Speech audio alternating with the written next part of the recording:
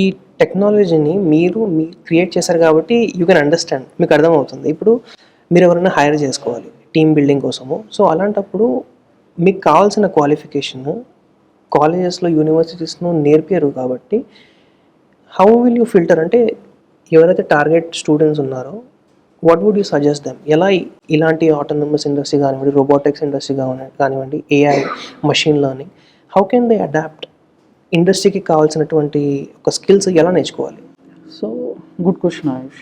ఏంటంటే in future వెళ్ళే కొద్దీ more and more activities in the world automate అవుతాయి.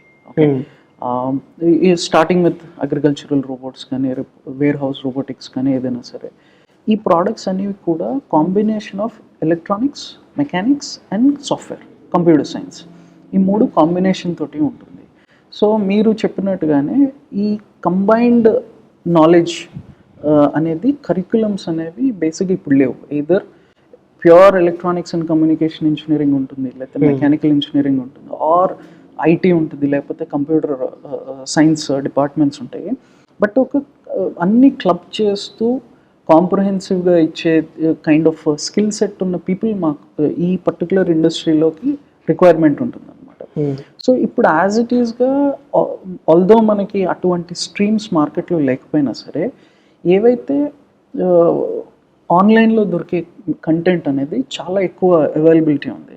So people and at the same time ఈ components ఇవి ఎక్స్పెరిమెంట్ చేయాలన్నా, any kind of circuitry build చేయాలన్నా, కాంపోనెంట్స్ కాస్ట్ అనేది స్లోగా డిక్రీజ్ అవుకుంటూ వస్తుంది. సో కాలేజ్ పైన మాత్రమే డిపెండ్ అవ్వకుండా వాళ్ళు ఆన్లైన్ ఛానల్స్, ఆన్లైన్ ప్లాట్ఫామ్స్ని యూటిలైజ్ చేసుకుంటూ వాళ్ళు సొంతంగా నేర్చుకునేది అనేది స్టార్ట్ పెట్టాలి. ఎప్పటి వరకు అంటే అట్లీస్ట్ ఎప్పటి వరకు అంటే మొత్తం ఎకో సిస్టమ్ అంతా కూడా దానికి గేరప్ అయ్యి ఇట్లా మల్టీ డిసిప్లినరీ కోర్సెస్ అనేది తీసుకొచ్చేంత వరకు సెల్ఫ్ లెర్నింగ్, సెల్ఫ్ టీచింగ్ పైన ఫోకస్ చేస్తే ఈ పర్టికులర్ గ్రోయింగ్ సెగ్మెంట్లో పీపుల్కి ఒక గుడ్ ఫౌండేషన్ పాయింట్ అనేది అవుతుంది.